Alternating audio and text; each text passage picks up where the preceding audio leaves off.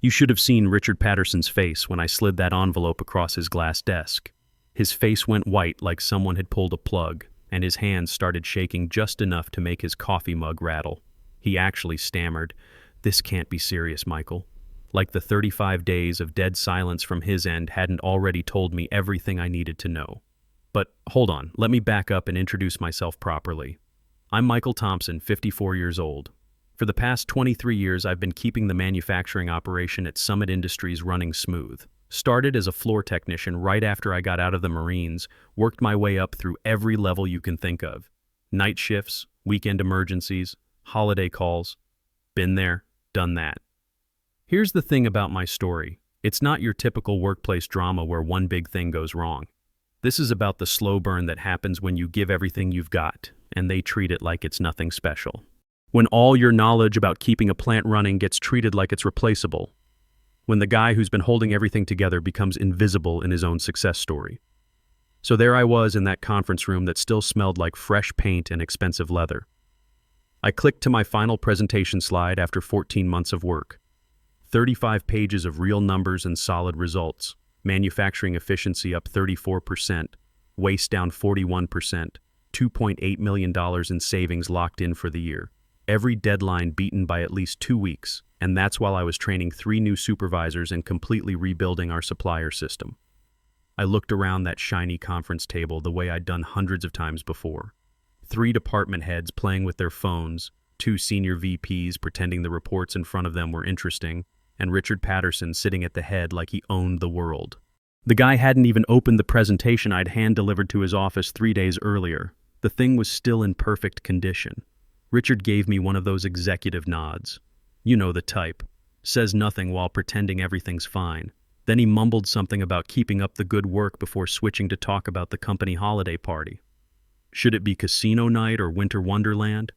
No questions about how we pulled off what everybody said was impossible. No curiosity about the methods. No recognition of all those late nights it took to make this happen. Not even a simple good job, Michael, before they moved on to argue about party decorations. 14 months of my life got reduced to a bullet point between appetizers and entertainment. That's what it looks like when management wears nice suits and talks about leadership but doesn't actually lead. Here's what really happened during those 14 months. I owned that modernization project from start to finish. Complete overhaul of how we make things, rebuilt all our supplier relationships, brought 2 failing product lines back from the dead with nothing but overtime and refusing to quit. I handled the big aerospace contract negotiations while training new team leaders and fixing every broken process the last plant manager left behind. When our main production line crashed at 2 a.m., guess who was on the phone walking engineers through emergency fixes while my wife Patricia waited up with coffee? When major clients threatened to cancel million-dollar contracts, I was in those conference rooms smoothing things over with nothing but know-how and determination. When our numbers looked like modern art instead of something you could actually use, I made sense of the mess while everyone else played the blame game. And now my name wasn't even in the summary report. I checked the materials they handed out afterward, had to lock myself in a bathroom stall to read through everything. They listed the project as operational excellence initiatives with credit going to cross-functional leadership teams. I wasn't even mentioned, like I never existed. After that meeting, I bumped into Richard by the executive elevators. He didn't even look at me, just said something about touching base before year-end while staring at his phone. Walked right past me like I was a piece of furniture.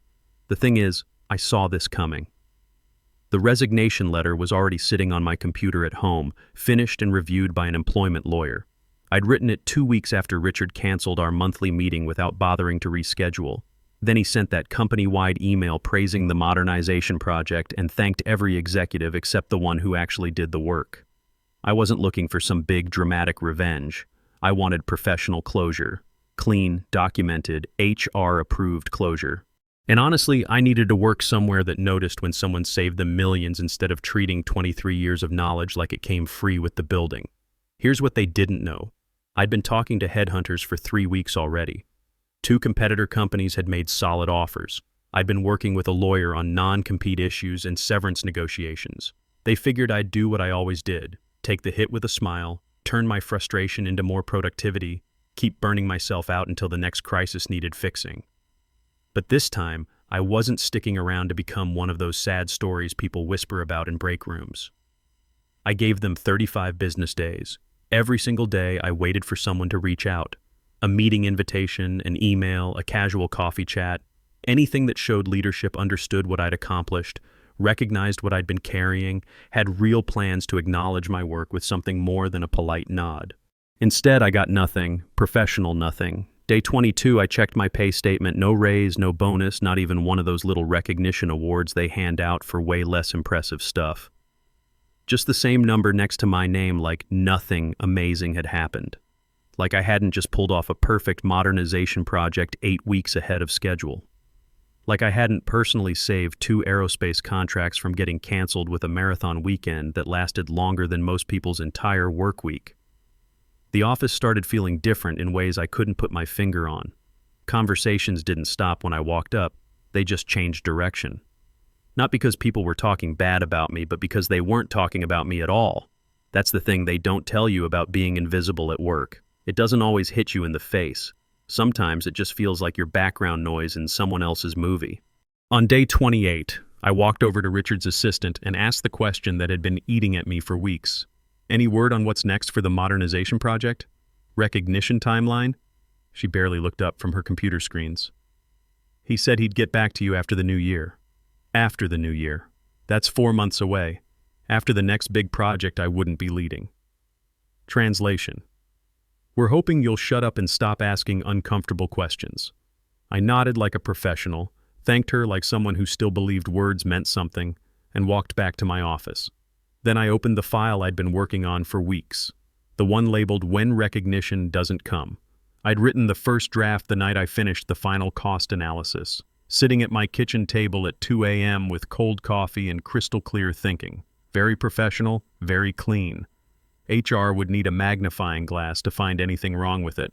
Dear Richard, I want to thank you for the opportunities I've had over the past 23 years, polite, diplomatic, ice cold.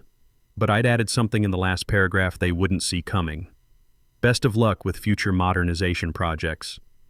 I'm confident you'll find the institutional knowledge you need. I read it 5 times that afternoon, smiled once, then hit print. There's a weird quiet that happens after you make a decision you can't take back. That's exactly what it felt like.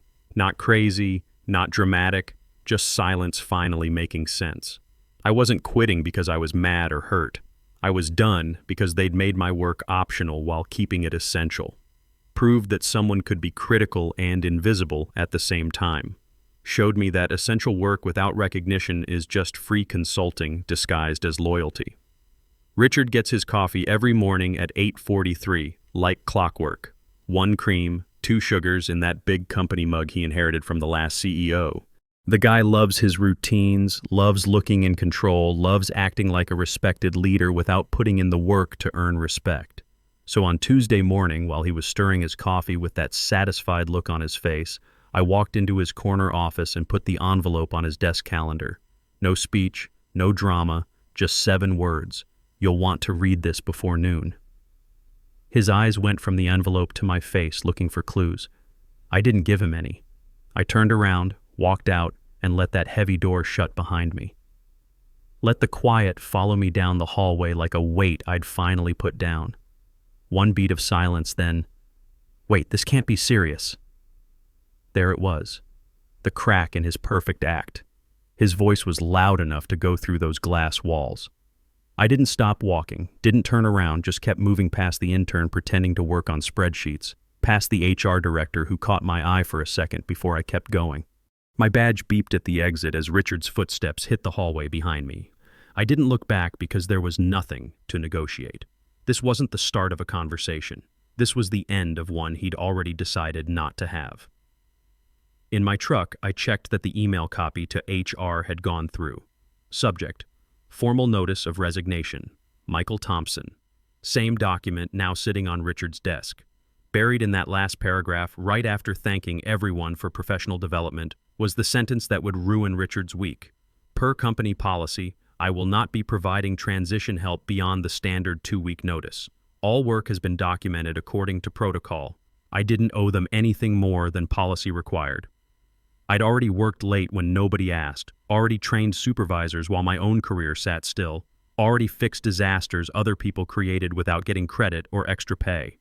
Now they'd get exactly what they'd been giving me, the bare minimum. Here's what they didn't understand about those 23 years. I wasn't just some guy who showed up and did his job. I was the guy who kept the whole operation from falling apart. Every system that worked smoothly, every crisis that got handled quietly, every impossible deadline that somehow got met. That was me, working in the background, making sure things didn't break. The vendor relationships? I built those from scratch after the last guy nearly destroyed them. The maintenance schedules that kept our machines running? I designed those during a supplier crisis 2 years ago, working 4 straight weekends while everyone else waited for someone else to fix it. The cost tracking system that automatically flagged problems before they got expensive? I coded that myself because the IT department said it couldn't be done. All of it documented, all of it backed up, all of it sitting on my encrypted local drive that would get wiped clean the second my access expired. Company policy, section 7.3. Personal systems must be deleted or officially transferred when employees separate. I'd done both, exactly by the book, with timestamps and digital signatures. But Richard doesn't read policy manuals. He skims executive summaries, delegates details to other people, and assumes critical stuff will just magically keep working like it always had. By Thursday morning, the scrambling started in earnest. I got the first text at 9:17 a.m. from Timothy Rodriguez, one of the guys I'd been mentoring for 3 years. "Hey Michael, do you have the current vendor contact list? Something's not adding up in the transition files. The documentation seems to be missing key parts." I didn't answer. My phone kept buzzing with messages, but I hadn't turned off work contacts yet. I just watched them pile up like little panic signals. 43 unread messages in less than 3 hours. The irony was sharp enough to cut. Most of these people hadn't texted me directly in 6 months. But now, with Richard spinning around in his fancy chair like a dad trying to fix a broken printer, I was suddenly the most important guy in the building again. Too bad important was permanent now. They tried to copy my modernization system using some 16-month-old training document someone dug up from old files. That thing was useless before they printed it. The supplier list they were using still had companies I'd replaced 9 months ago after they screwed up quality control. The cost tracking system I'd built with 7 different checkpoints didn't work right because you actually had to understand how it was put together. By mid-afternoon, I got the real sign of chaos. Timothy sent me a screenshot from the team chat room. One of the new guys had posted, "Does anyone know where the master maintenance schedule is? Training manual says folder M4, but I can't find it anywhere." M4. Poor kid. M4 was my shorthand for major maintenance, something I made up after spending a whole weekend fixing a mess some efficiency consultant created before he jumped ship to a startup that went belly up 6 months later. That folder wasn't labeled M4 in any official system. It was buried under Legacy Protocols Archive v3 in an encrypted folder only I knew about. When you're the guy who catches everything before it breaks, people forget things can actually break. And I still didn't answer. No rescue mission, no helpful hints. Not because I wanted them to fail, but because silence sends its own message. The kind you use when your work gets celebrated in closed meetings and forgotten in public ones. The COO sent a meeting request that evening. 15-minute transition discussion. I clicked decline without writing anything. I didn't need to discuss anything. Everything was documented, backed up, and transferred exactly according to policy. They were just figuring out what happens when the one guy who knew how everything connected decides to let go. Friday's leadership call was 28 minutes late when Richard finally showed up on screen. His tie was crooked, probably from rushing, and his video kept freezing like even the computer didn't want to deal with him. Someone tried to make a joke about technical difficulties. Nobody laughed. The production report he shared looked completely wrong. The numbers were from 2 quarters ago, the efficiency ratings didn't make any sense, and 3 major projects, the compliance audit prep, the supplier diversification plan, and the Q1 forecasting, were just gone. Like nobody had ever mentioned they existed, except I had, in that presentation he'd barely looked at. Then came the moment that made everything worth it. Kevin Murphy, our COO, leaned into his camera with a voice that could cut steel. "Richard, I'm looking at the executive dashboard and I don't see updated efficiency metrics for the modernization project. Where are those?" Richard blinked, clicked around his screen, shifted like someone had put tacks in his chair. Should be in the main project folder. Except that folder lived on my encrypted drive. updated every week with detailed breakdowns, compiled monthly with executive summaries, and synced to the server system only I maintained.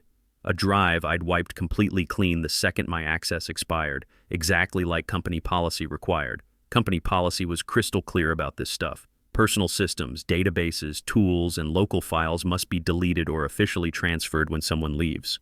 I'd done both, thoroughly, by the book, with digital signatures and timestamps. But Richard doesn't read policy documents.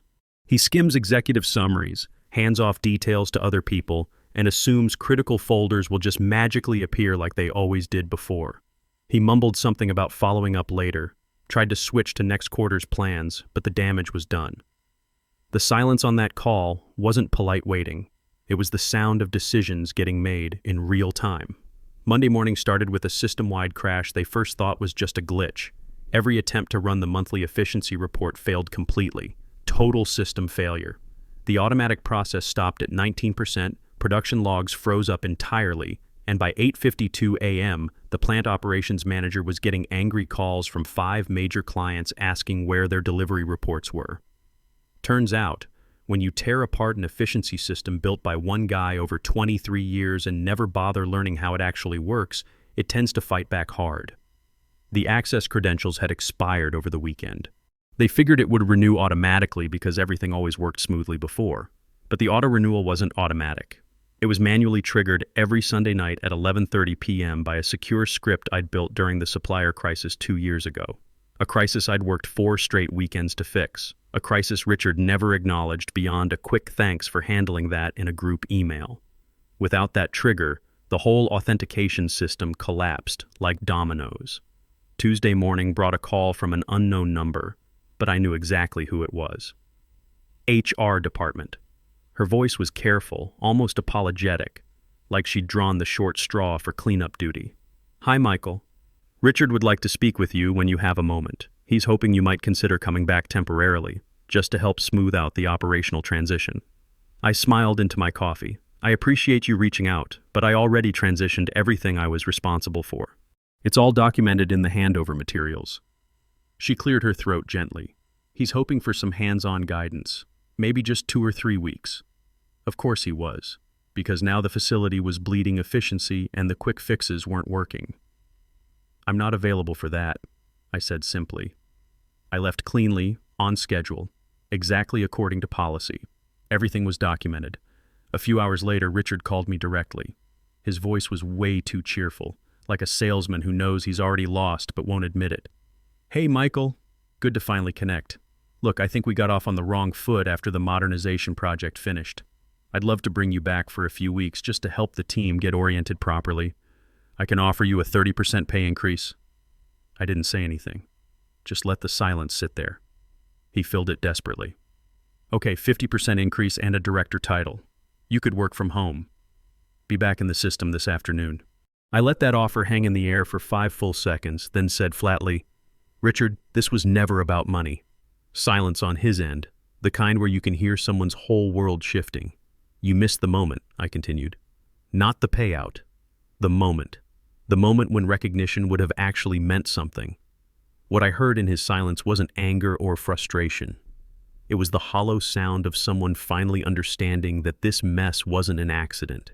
It was built on his choices, constructed from his neglect. I could have let them crash and burn completely. Let them figure it out through trial and error with old manuals and desperate Google searches. But I didn't.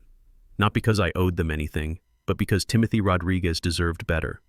Timothy had been my shadow for 3 years, came straight from technical college, green but eager to learn. He asked smart questions, stayed late to understand how I built systems from nothing, took notes like he knew every detail might matter someday. I'd taught him more than any training manual ever could. When the dust started settling, he was the only name I gave them when they asked for recommendations. I knew they'd call him. I also knew Timothy wouldn't just take their first offer. He texted me the contract they proposed. I told him straight up, standard setup, too much responsibility, not enough authority. They're setting you up to fail so they can blame you for their mess. He called that evening. They want me as interim operations director, 8-month contract. Richard says he's open to negotiating. So I coached him, told him exactly what to demand.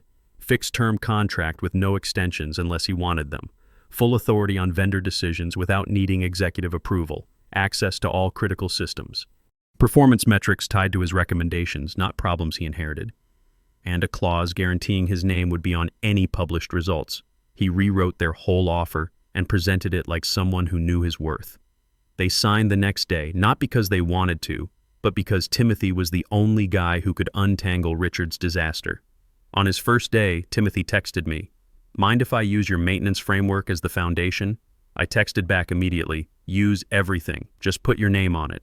"What should I call the new system?" "Yours," I told him. "Call it the Rodriguez Protocol. Own it." 6 weeks later, I got a LinkedIn message from Sarah Williams, a former colleague from Quality Assurance before they outsourced half her department. The message was short. "Richard's been moved to strategic planning. They're calling it a lateral opportunity." I looked at the screen for a second, then closed the app without responding. Strategic planning, corporate speak for he's been benched, he'd keep his salary, probably keep his corner office, but nobody would report to him anymore. Meanwhile, the modernization project I'd bled for now sits front and center on the company website. Innovative operational transformation, sustainable efficiency model, industry-leading results. Only one name listed under project leadership, Timothy Rodriguez. I didn't flinch when I saw that. He earned it. He understood what it cost, knew how many nights I'd spent rebuilding systems from scratch because the old ones kept breaking. He was there when I stayed until 2 a.m. walking compliance officers through documentation they couldn't understand. As for me, I work from my home office now. Manufacturing consulting mostly, some efficiency audits, system design projects for mid-sized companies that still know how to say thank you without needing board approval. No office politics, no badge swipes at security gates, no pretending to care about Richard's weekend golf stories. Just real work, real respect, fair pay. I track my hours, send my bills, get paid, move on. No drama, no committees, no performance reviews from people who couldn't do my job with a manual and a prayer. My consulting rate is 2.5 times what Summit paid me, and nobody questions whether I'm worth it. They see the results, they pay the invoice, we keep things professional. Patricia doesn't worry about the bills anymore. Jennifer's medical school tuition isn't keeping us up at night. My retirement account is looking better than it has in years. Sometimes I still think about that moment I printed the resignation letter, how the paper felt in my hands, final, clean, weightless. I didn't need applause or validation, didn't need a corner office or impressive titles. I just needed one moment when the choice was completely mine. These days, I wake up when I want to, work with people who value what I bring from day one. For the first time in 23 years, I'm not waiting for someone else to decide what I'm worth. That makes all the difference in the world. The recognition never came when it should have. So I took my knowledge and walked away. Turns out that was the best decision I could have made. Sometimes the only way to be valued is to stop making yourself available to people who take you for granted. Sometimes closure looks like a clean resignation letter, proper documentation, and the sound of a system falling apart behind you while you drive away. No guilt, no regrets, just freedom. And you know what? That's exactly how it should be. Because at the end of the day, your knowledge and experience aren't just skills, they're your power, and nobody gets to decide when that power is worth recognizing except you.